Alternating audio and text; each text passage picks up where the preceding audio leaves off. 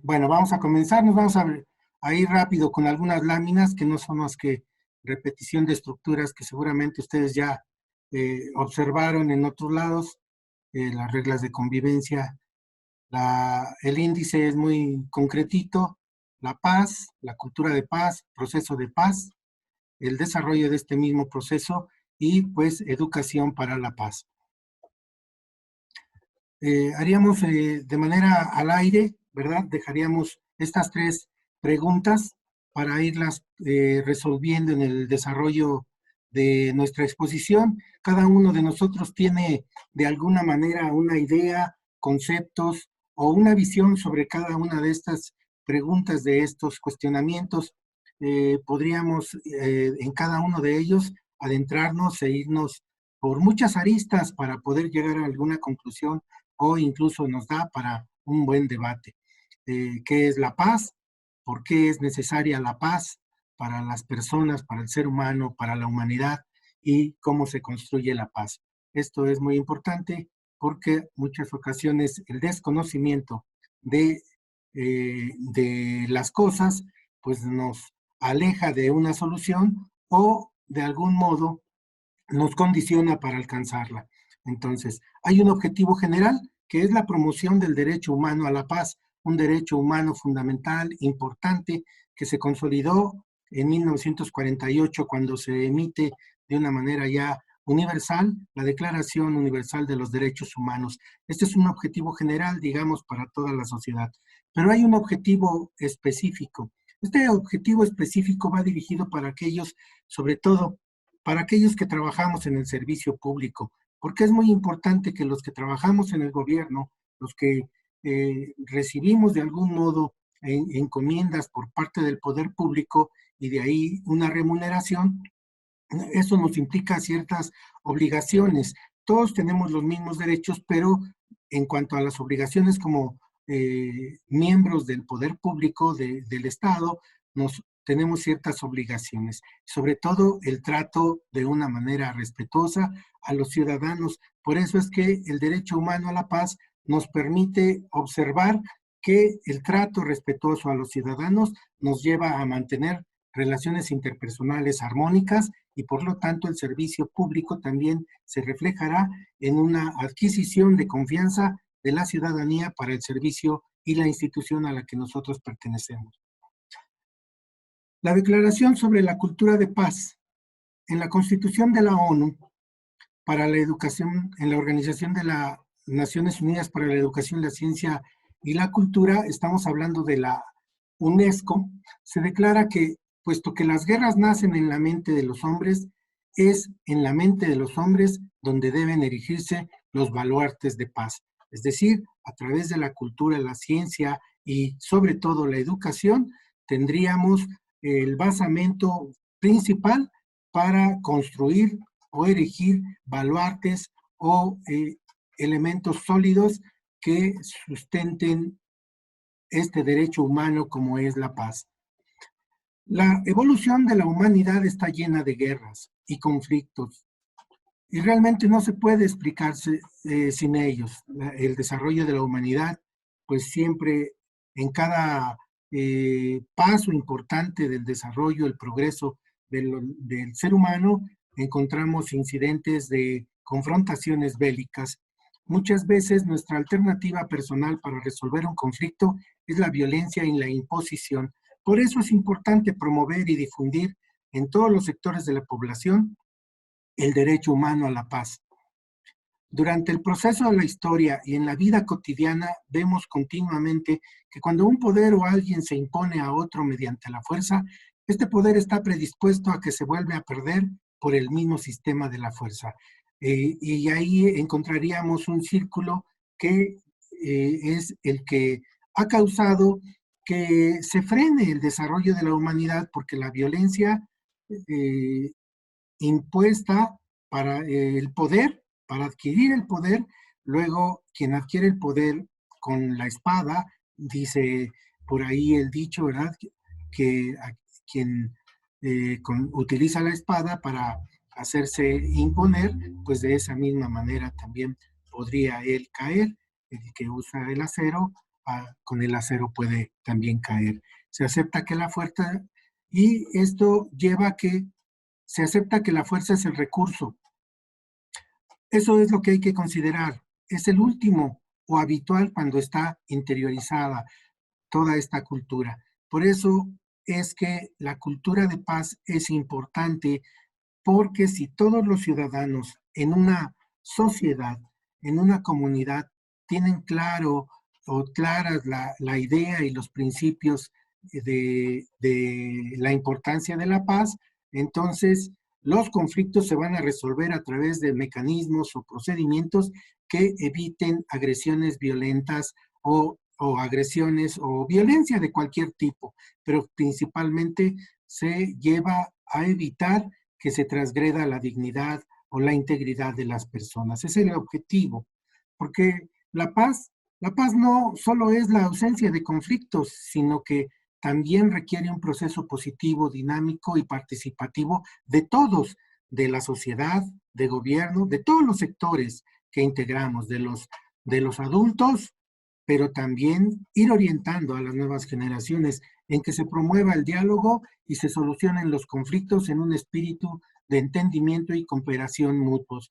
Entonces, aquí estaríamos dando pasos importantes para comprender la relevancia de este derecho humano a la paz. Una sociedad que no tiene paz no puede planear no puede sus políticas públicas y que éstas resulten. Si esto lo llevamos también a la individualidad, ocurre lo mismo. Una persona que vive en un ambiente de violencia, que no tiene la paz, que no hay tranquilidad en su vida, que no hay calma, entonces eso implica que las personas lleven sus pensamientos con prioridad a otras cosas o que vivan con inestabilidad emocional.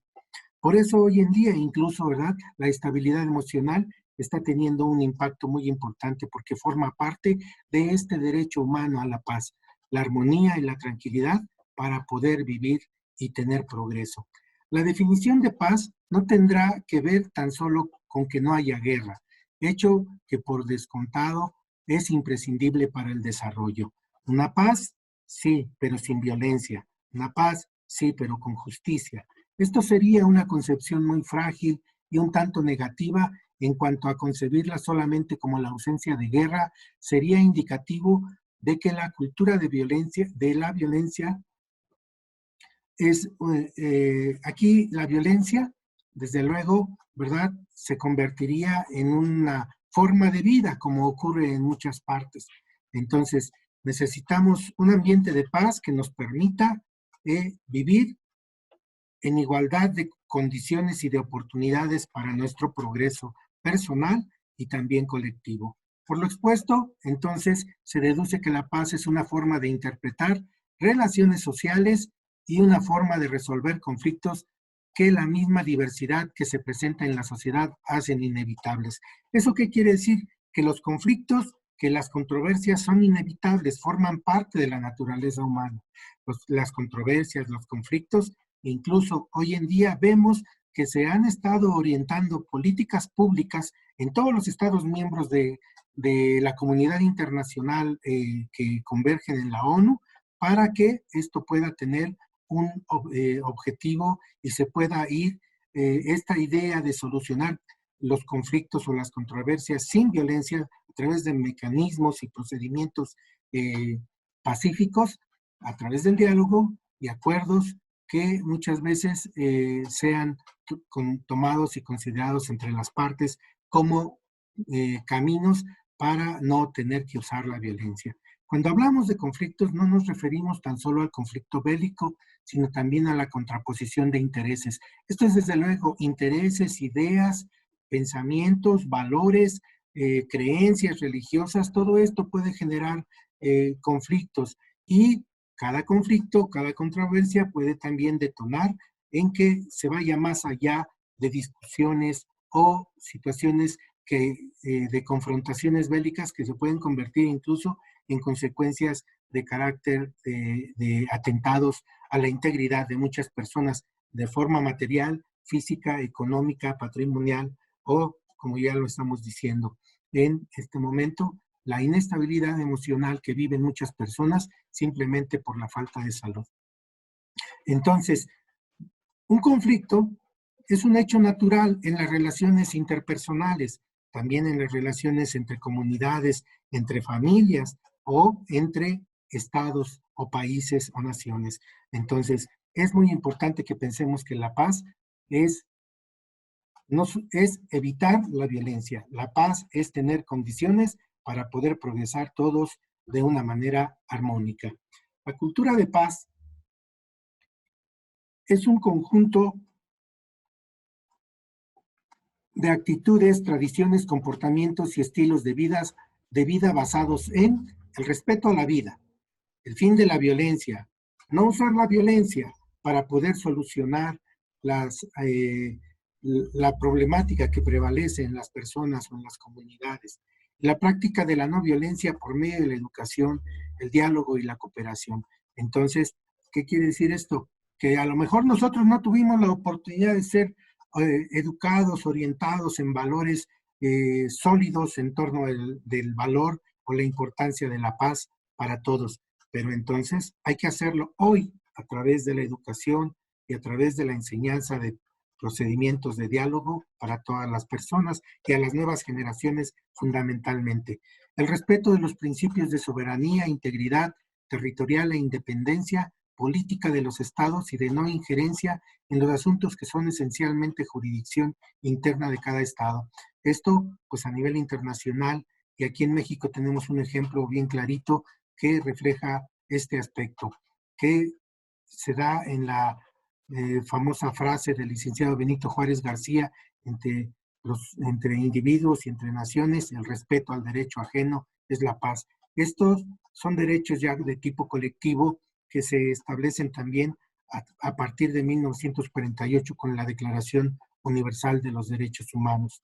El respeto pleno y la promoción de todos, es decir, aquí de lo que se habla es de la cultura como un factor importantísimo para que se puedan acrisolar estos valores que permitan avanzar en una nueva manera de obtener condiciones para la paz, para conservarla en la sociedad.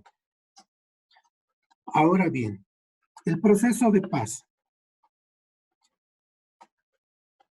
¿qué implica? Este es un proceso que se tiene que construir, porque la paz no llega sola. La paz la tenemos que construir poco a poco y desde luego que implica diferentes vectores. Cada vector tiene dirección, tiene fuerza, tiene un nivel, una magnitud de importancia en torno a completar todo ese proceso y desarrollo para alcanzar la paz. La promoción de la democracia. Hoy lo estamos viendo justamente la experiencia que apenas vivimos, que parecía muy difícil que se alcanzara. Desde luego hubo debates, hubo posiciones encontradas, pero afortunadamente los congresistas de diferentes intereses, de diferentes ideologías, al interior del Congreso de la Unión, lograron aprobar un acuerdo en donde se eligió miembros del árbitro electoral que próximamente tendrá ya sus funciones. Pero este es un ejemplo de cómo los conflictos son inevitables, los debates, los pensamientos enfrentados, pero siempre un camino, el diálogo, nos puede conducir a consolidar la democracia. ¿Cuántas muertes se evitan a través de que se implementan estos procesos de diálogo y que se le da mayor riqueza a la democracia cuando se aprecia y se valora y se ejecutan este tipo de procedimientos para evitar la violencia? Simplemente hacia atrás observamos el camino de la violencia que se utilizó en la Guerra Civil Mexicana en 1910, llamada la Revolución Mexicana. La posibilidad de que todas las personas desarrollen aptitudes para el diálogo, eso lo observamos, por eso hay que trabajar ahora desde las nuevas generaciones y lo estamos viendo. Aunque posteriormente se menciona en esta misma exposición, también tenemos experiencia de que ya las nuevas generaciones desde preescolar están recibiendo estas orientaciones para arraigar en ellos esas aptitudes y desarrollarlas, desarrollar la capacidad de interconexión con las demás personas a través de la empatía o una visión más amplia de tolerancia. Eso es importante para nuestras nuevas generaciones. A nosotros tal vez no nos tocó, pero hoy, por ejemplo, en preescolar se les dan algunas sesiones de meditación, de reflexión, y de pronto entras a un salón de preescolar y todos los niños están con los ojos cerrados y concentrados en un pensamiento dirigido por su guía, su maestro, su profesor, su profesora. No sé si aquí hablaríamos de la erradicación de la pobreza y el analfabetismo. Estos fueron elementos que se han considerado de una manera más importante después del año 2000, a través de los compromisos del milenio que se adquirieron en la ONU y que México forma parte de ese compromiso. En el 2015 no se lograron concretar esos compromisos, pero lo que sí se puede observar es que se ratifica la lucha para erradicar la pobreza y el analfabetismo y trabajar para reducir las desigualdades de oportunidades para todas las personas. Comentábamos justamente el trabajo que tiene que ver con la erradicación de la pobreza. Todos estos vectores, todos estos elementos que estamos comentando en esta lámina y la próxima diapositiva tienen que ver con el derecho humano a la paz como un elemento principal para el progreso de la humanidad, pero tienen que ver fundamentalmente con la palabra desarrollo integral, que forma parte del concepto de los derechos humanos, de la parte conceptual de los derechos humanos.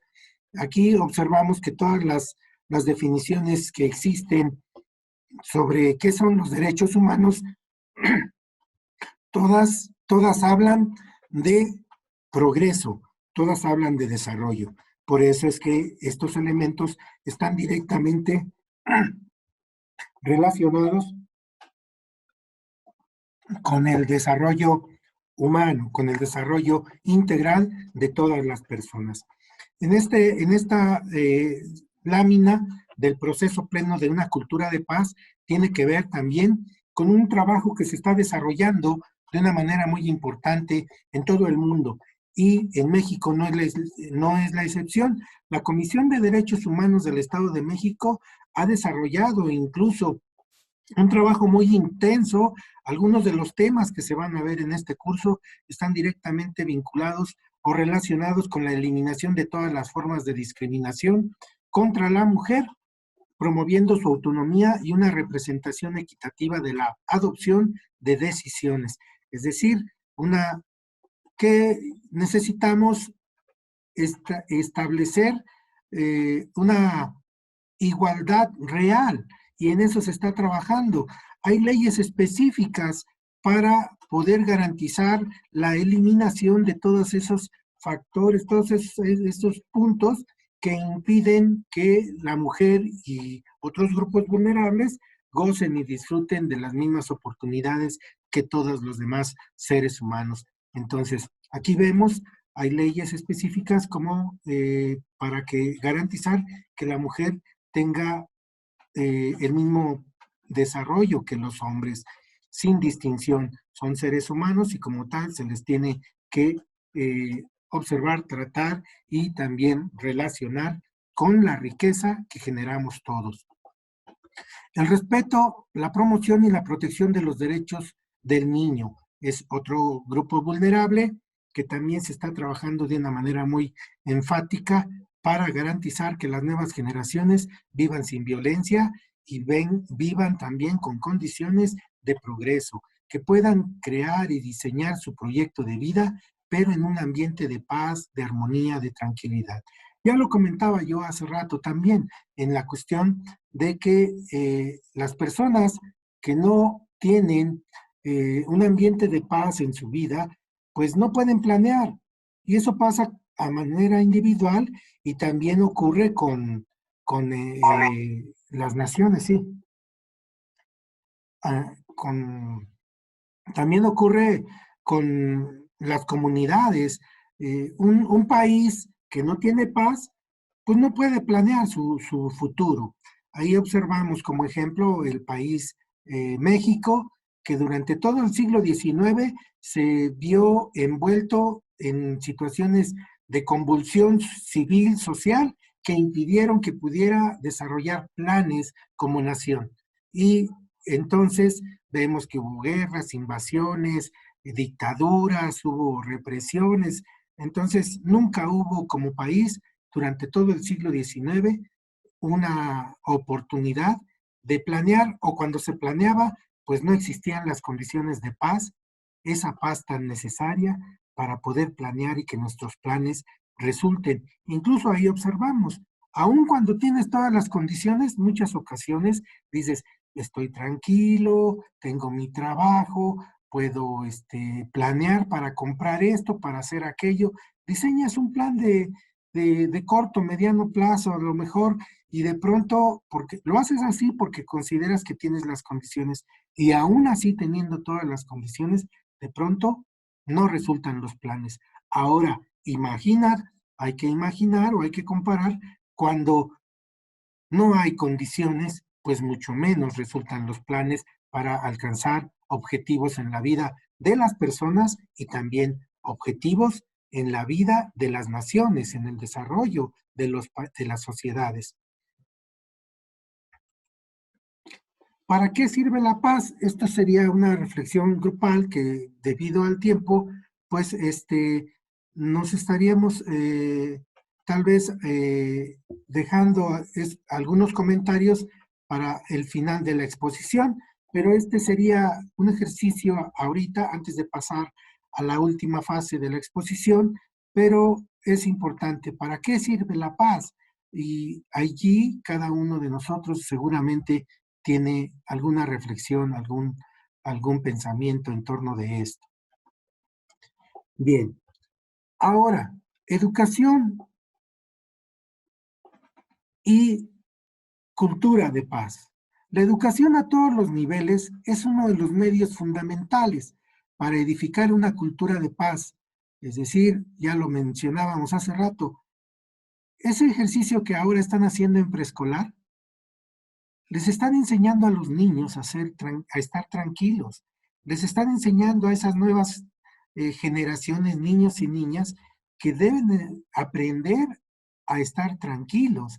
Entonces, nosotros, ojalá que hubiéramos tenido, o tal vez hubo algunos de nosotros, algunas de nosotros que tuvieron esa oportunidad de tener un guía que les enseñara técnicas de meditación, de reflexión, de cómo estar tranquilos frente a circunstancias adversas.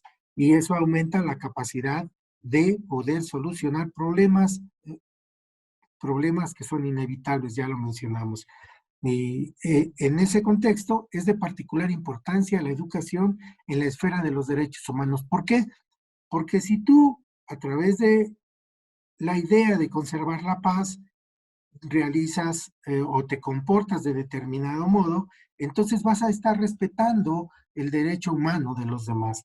Por eso es importante. Y el aumento de la transparencia y la rendición de cuentas, por ejemplo, ese es un ejemplo simplemente de cómo el, la mayor transparencia que hay ahora, en donde muchas personas pueden acceder a todo lo que ocurre en el servicio público, entonces, y la rendición de cuentas, estos eran, aunque muchas veces estaba en la ley, pues quienes estaban antes, muchos funcionarios o servidores públicos, pues no hacían caso de esto, ¿verdad? Todo lo ocultaban, todo, no rendían cuentas, y pues el día de hoy ya lo vimos.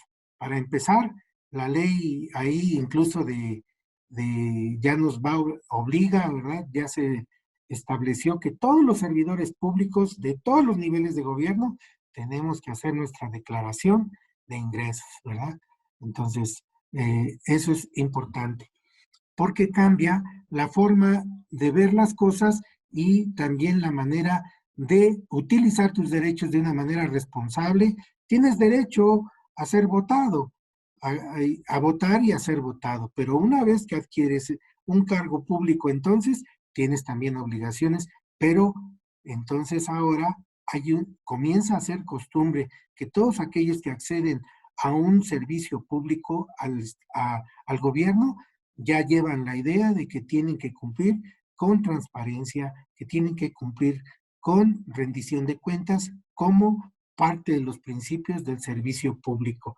Y antes, pues como que eso era soslayado. Entonces, ¿cuál es el camino, el reto que tenemos ahora? Pues definir con mayor claridad cada vez que podamos, hacerlo más sólido el sendero para establecer que el proceso de cultura de paz sea homologado en toda la sociedad. Los padres, los maestros, los políticos, los periodistas, los grupos religiosos, los intelectuales, quienes realizan actividades científicas, filosóficas, creativas y artísticas, los trabajadores sanitarios, lo estamos viendo ahora mismo, ¿verdad? Muchos mm,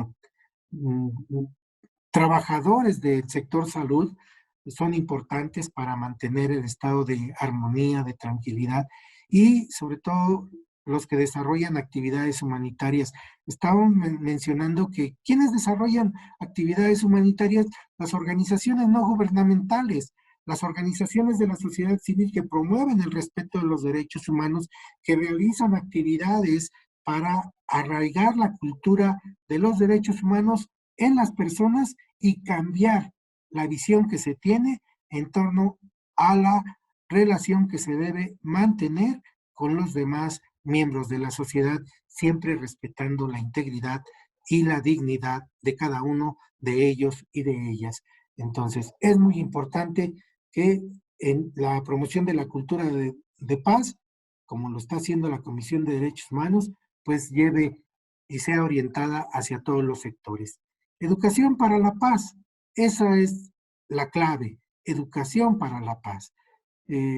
Vemos desafortunadamente en la historia, justamente hablando de la Segunda Guerra Mundial, desde estalla la Segunda Guerra Mundial en 1940, pero la Alemania de régimen nazi, nacionalsocialista, el régimen nazi, desde el año 31, ¿verdad? De 1931, 32, el nazismo comenzó a ser difundido y promovido dentro de las aulas y ya para el año 37, 36 incluso, ¿verdad? Cuando las Olimpiadas. Entonces, todo esto se desarrolla con un proceso de inculcar ideas de supremacía, con ideas de poder, con ideas en los niños. Entonces, para cuando estalla la guerra, todos esos niños que fueron formados con esas ideas, pues las reflejaron en el conflicto bélico.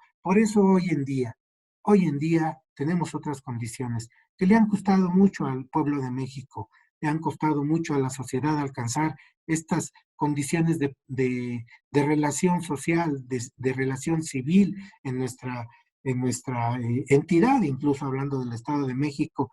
La educación para la paz es establecer metodología de la educación como un eje transversal a través de todas las clases y actividades escolares. Pero ¿qué es lo que pasa? Bueno, aquí mismo lo vemos al final de esta lámina.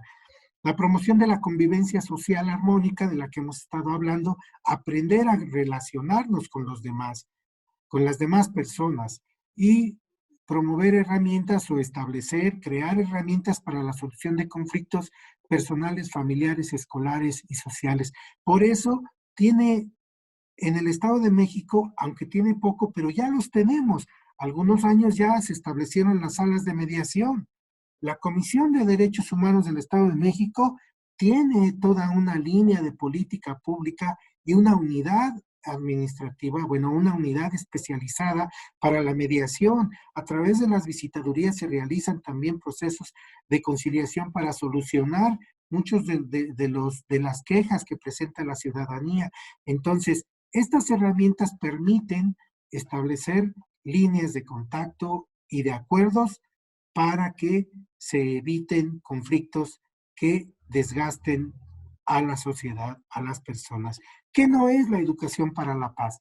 Una educación para la paz no es un contenido que se enseña como si fuera clase, como enseñar matemáticas. Sí tiene que ver mucho con las matemáticas, por las estadísticas, por las referencias que nos permiten comparar, desde luego. Tiene que ver con la historia, tiene que ver, sí, pero no, la educación para la paz es un eje transversal que pasa por todas las temáticas, por todas las asignaturas académicas, por lo tanto, entonces es una esencia que va por todo el organismo educativo.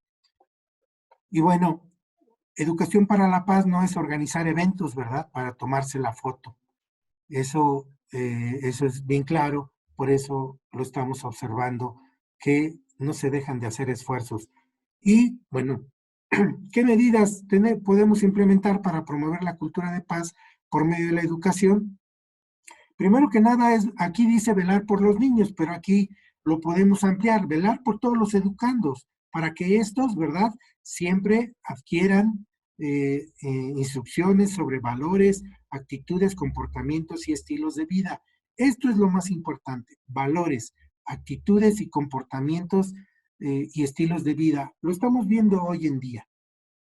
Aunque hemos sido testigos de muchos casos ahora ya con las nuevas tecnologías de la información y comunicación, acá seguido tenemos noticias en los medios de comunicación de enfrentamientos, de cómo se bajó, cuando le dio un cerrón, se bajó con un bat y fue directamente a golpear al conductor o al vehículo, o sea, reacciones, y muchas de esas reacciones de violencia se evitan cuando hay valores, cuando se arraigan actitudes y cuando se establecen orientaciones correctas para definir comportamientos de tolerancia y estilos de vida armónicos.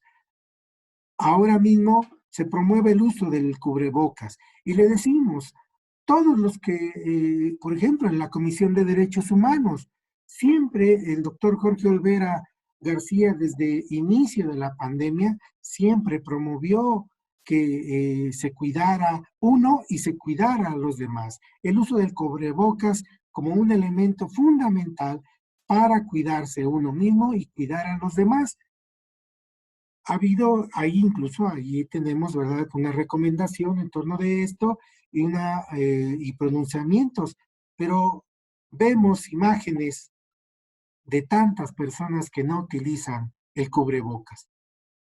Y algo tan sencillo, por lo menos acostumbrarnos a que sea así mientras pasa este estado de emergencia. Pero bueno, esto es lo que tiene que ver con el arraigo de instrucciones, valores, actitudes, comportamientos y estilos de vida que promuevan ambientes de armonía y de relaciones tranquilas entre las personas. Y hacer que los niños participen en actividades que les inculquen todos estos valores, ¿verdad? Eso es muy importante, porque la participación, que también es un derecho de todos, que se garantiza a través también de ya mecanismos de acceso a la cultura, a la educación, a la recreación, tienen que ir arraigando estos principios que nos permitan avanzar a través de la educación para tener una idea de una sólida cultura de paz y velar porque haya igualdad. La equidad es uno de los principales elementos o de los pilares de la política de capacitación en la Comisión de Derechos Humanos del Estado de México. Se promueve la equidad, la igualdad a través de las temáticas de capacitación, pero también se promueve con hechos a través de las recomendaciones y a través del trabajo que se realiza en las visitadurías cuando se orienta a las personas sobre cómo protegerse. En la Comisión de Derechos Humanos sí se presentan quejas, pero también se atienden asesorías jurídicas y muchas veces llegan casos muy graves en donde la Comisión de Derechos Humanos, estableciendo esta idea de que la igualdad de acceso de las mujeres es muy importante y para las niñas. Hay un pronunciamiento ahora mismo en torno a la pandemia que va orientado a garantizar la seguridad de las mujeres y las niñas en el confinamiento, porque aumentó la agresión, los casos de agresión y violencia hacia las mujeres en estos tiempos. Por eso es que tenemos que procurar la equidad de género y la perspectiva de género con el respeto a la integridad y dignidad de nuestros semejantes y sobre todo de nuestras mujeres, de nuestras niñas, de nuestros niños, porque ellos, ellas son igual que todos nosotros, valemos lo mismo. Promover y reforzar actividades destinadas a desarrollar valores, casos como el curso que se desarrolla en este caso y todas las demás actividades, programas de radio, debates, todo lo que tenga que ver con el acrisolamiento de una cultura de paz en todos los miembros de la sociedad será importante y seguramente será valioso. Y por otro lado, fortalecer la participación democrática, que todos sepamos convivir en un ambiente de colectividad, pero sin utilizar la violencia para imponer nuestras condiciones o nuestras ideas. Hay que luchar contra el terrorismo, contra la delincuencia organizada, contra la corrupción, así como la producción, tráfico y consumo de drogas, porque son males que tienen detenido el desarrollo pleno y el progreso de nuestro país. Ahí lo vemos, está en todos lados, pero estos son puntos que se van a reducir si promovemos una cultura de paz con mayor énfasis.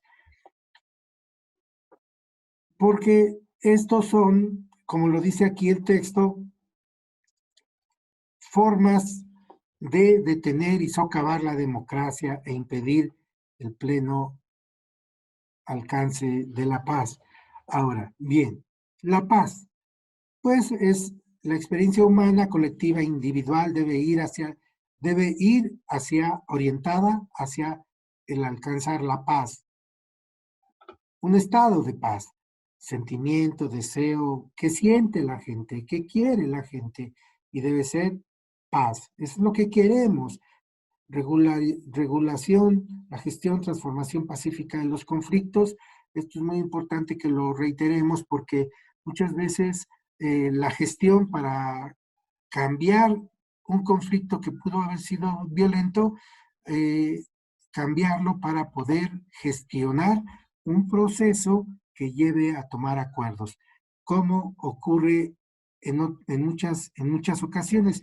Aquí mismo en el Estado de México, pues vemos que seguido los alcaldes, bueno, las presidencias municipales o el mismo gobierno estatal, tiene que estar solucionando problemas que ocurren por ahí en los municipios entre los mismos vecinos, ¿verdad?